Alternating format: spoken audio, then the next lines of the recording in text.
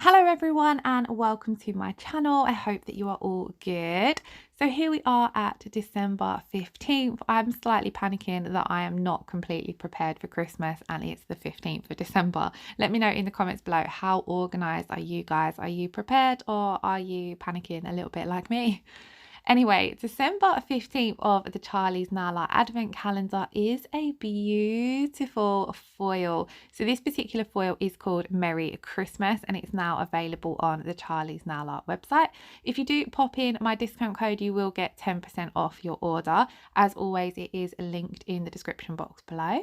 So opening up this foil, it's a very fun foil. I love that it's yellow because you don't really see too many yellow Christmas nails. So I was excited to see how bright and colourful this one is.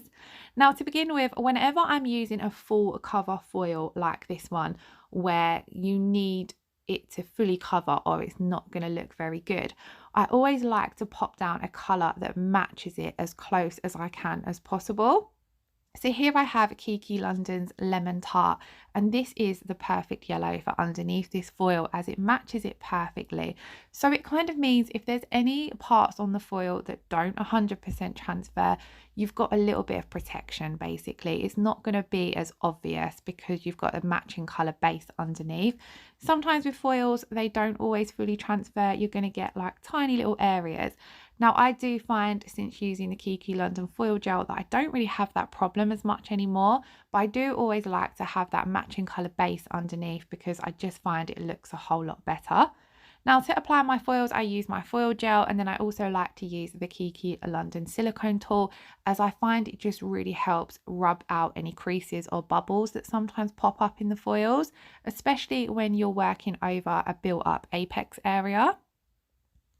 So I'm now going to come in and apply my foil gel. I'm applying this to the entire nail because I'm going to be applying that foil to the entire nail. I made sure that it went right around the side walls and the very tip of the nail.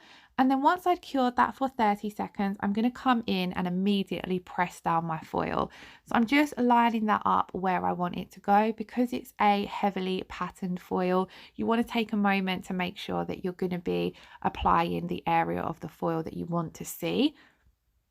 And then I'm just coming in with my silicone tool and pushing out those creases. As you can see, it makes it a lot easier, especially when you have the slanted end of the silicone tool, because it's that bit more sturdier. You're able to apply the pressure that's needed to really get out any creases and make sure that that foil has made good contact with the nail. I personally especially like to come along these sidewalls areas, as for me that's usually my troublesome areas. I find that I sometimes get a little bit of patchiness along those. And then what I like to do is just double check that everything seems to be transferring. If not, I like to come in and give it another rub. You can usually tell how well it's transferred by just peeling up a little bit. If that small area hasn't transferred very well, then the rest of the foil probably hasn't.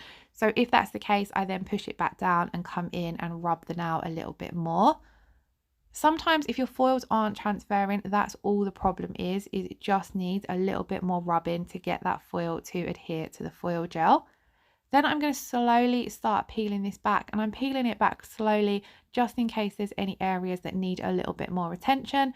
So up here in the cuticle area, I hadn't pressed that down very much, so that's why I come in and focused on that area. And then you can see that has transferred really, really well. There's just a tiny little area up in the corner that didn't transfer, and I'm able to come in and match that up. So I'm just going to press that down, give it a little rub and then pull it off. And now that has, you can see from the foil that has transferred beautifully. Now over the top of this, I'm going to seal it in with my no wipe rubber top coat. I opted for the rubber top coat for two reasons.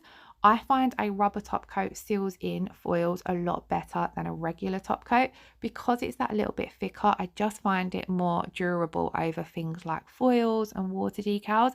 Now I don't always use the rubber top coat. Sometimes I will just use my regular top coat, but especially when I'm wearing foils or water decals on myself, I opt for the rubber top coat. Another reason why I chose to use the rubber top coat is because I wanted to add on some little red crystals to wherever the berries were on the foil. And lately I always use my rubber top coat for applying my crystals.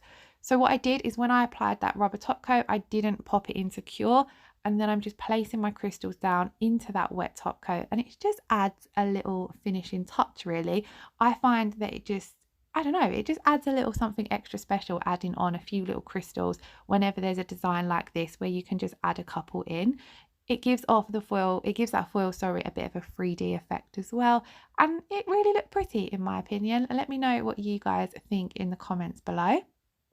Now, I can't remember where I picked these particular red crystals up from, but you can get these at lots of nail art shops.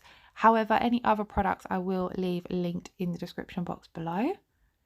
Now I'm just using my Kiki London tool. It has a dotting tool on one end and a waxy end on the other end, so it's perfect for applying crystals because the waxy end makes it really easy to pick up those crystals, and the dotting tool end you're then able to use to move them around in place. Once I am happy with how these are all placed, I'm going to pop this into cure. As you can see, some of the crystals did start to slide around a little bit, so I'm just going to move them into place right before I pop that into cure for 60 seconds. And once that had cured, this was the finished result. So it's super simple, but I thought it was a very cute design. I really hope you all enjoyed watching, and I really hope you're all prepared and looking forward to the Christmas period if you celebrate it. Thank you all so much for watching another one of my videos. Lots of love, take care, and I shall see you in tomorrow's design. Bye bye.